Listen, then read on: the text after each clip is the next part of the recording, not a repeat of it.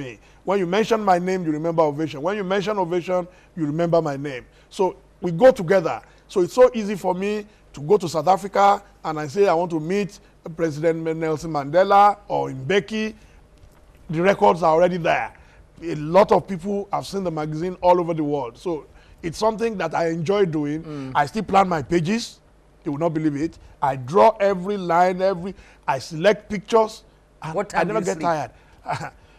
Most times I fall asleep on the chair or when I'm flying. The only time I ever rest is when I'm flying. I don't watch movies. You don't carry any work? Nothing. I just go there. I fly Virgin Atlantic a lot and there is a bar, on the flight. So I have a glass of champagne and then they give us massage on the flight as well. If I get the massage, then they lay my bed, I sleep all the way to London. So that's the way I live my life.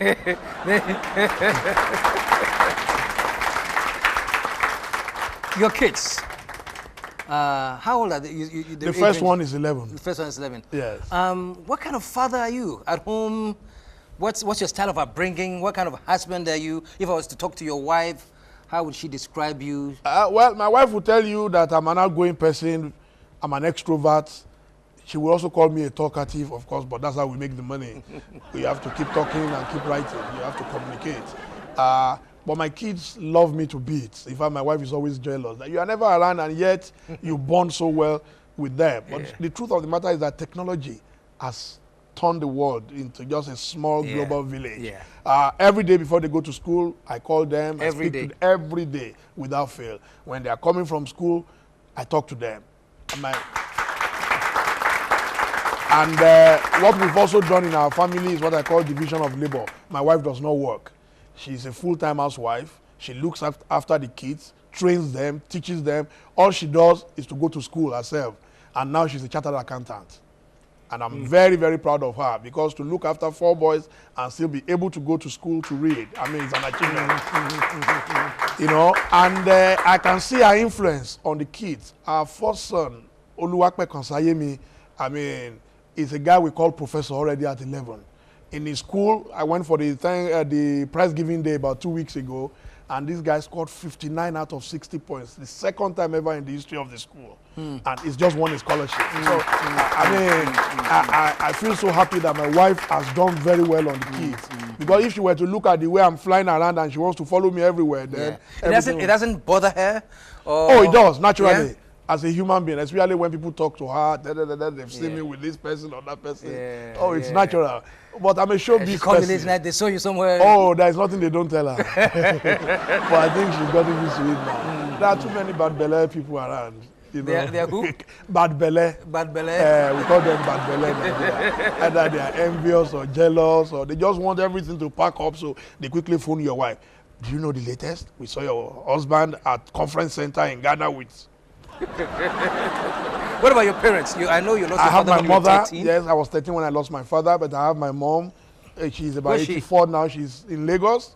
I call her my first wife because she practically brought me up, and she never went to school but knew the value of education. She can't speak one word of English, but when she wakes up in the morning, she encourages me, greets me. Oh, Arike, Omaroti Webiojo.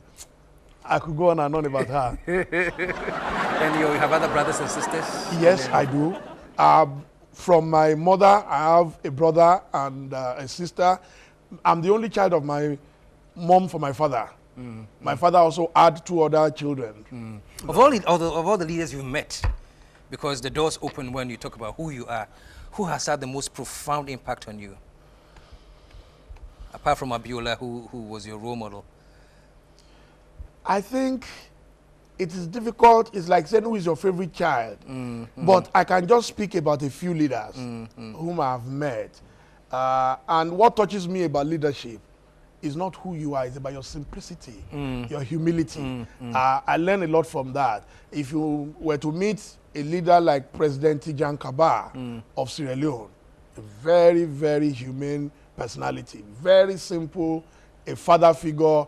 I remember the few times I've met her, it will make me to sit on the chair reserved for visiting presidents. I tell you, as a journalist, and that's to me, I mean, it's the highest honor anybody can give you.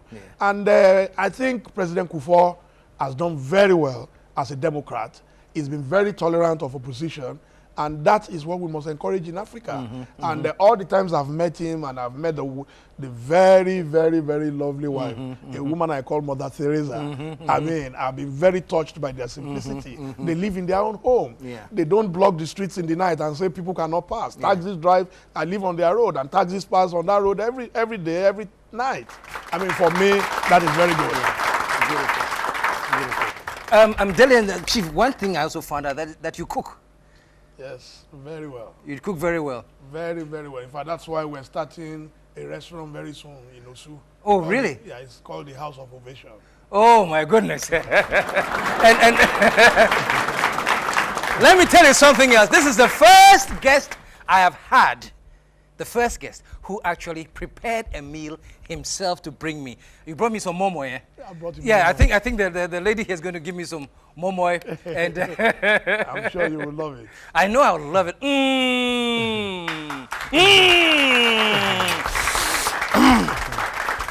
Whoever is watching should take a close-up of me enjoying this momo on the set of TGIF. Ladies and gentlemen.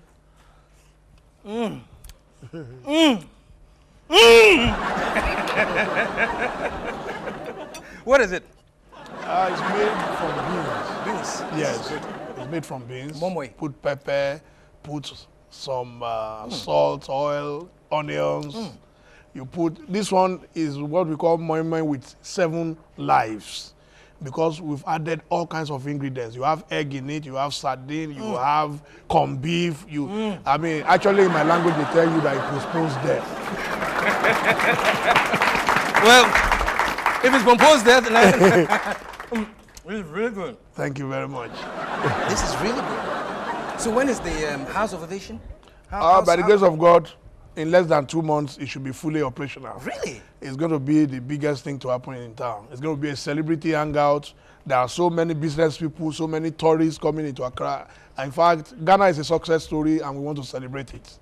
Actually, there are 2 forks. I don't know whether... Oh, yes? Yeah. It would be nice to... Yeah, I was... In fact, looking at you, I was getting jealous. And to tell you the truth, they flagged me. Somebody wrote, 2 forks, share, you know. This is good. And this is to unity. This is to unity, yeah. This is to Cheers.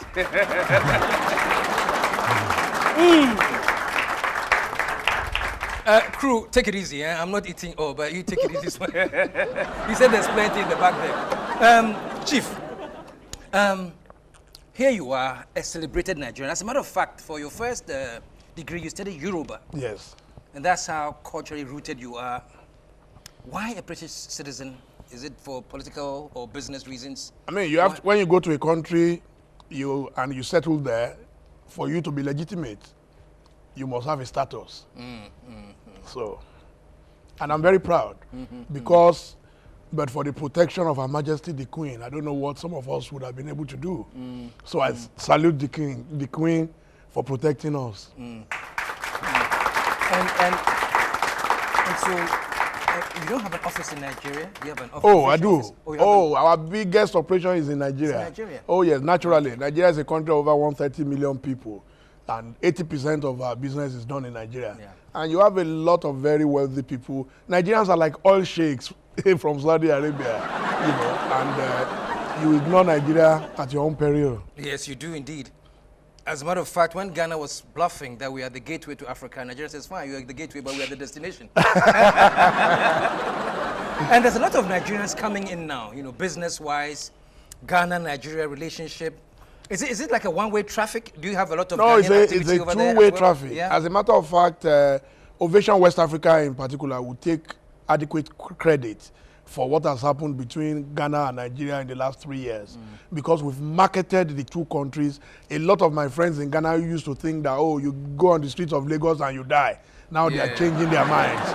You know, they can see that Nigeria is where the action is. So a lot of people, I know a lot of Ghanaians living in Nigeria who don't want to come back to Accra. Yeah. You won't believe it. Yeah. And the same thing, those of us who have done business in Nigeria, we're also coming to Accra to establish. And then I'm working very, very all hard in the to- spirit of ECOWAS. Yeah. And by the I'm working grace very of hard God, to get a performance in Nigeria, man. oh, you will, I can't definitely. Wait to Lagos, Abuja, In fact, we've already made an offer to you because by the grace of God, before the end of this year, Ovation TV should go on air in Nigeria.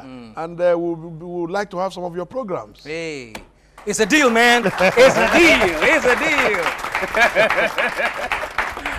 Dele, it's been great having you. You are my first guest that has brought me. It's actually, truly, very... Thank you very much. Let me finish. Very beautiful. And I know where you live, so I think... Oh, anytime. You're welcome. Anytime. This is beautiful. Thank you, sir. Dele, it's been great hanging out with you. Thank you very much, You're an inspiration, sir. A trendsetter, a trailblazer, and you're doing very, very well. Thank you, sir. And God bless you. God bless you, sir. Yay! We're hanging out with the Chief Dele Momodu, the first guest and only guest who so far has cooked for me. And I thank him for that. We'll be right back.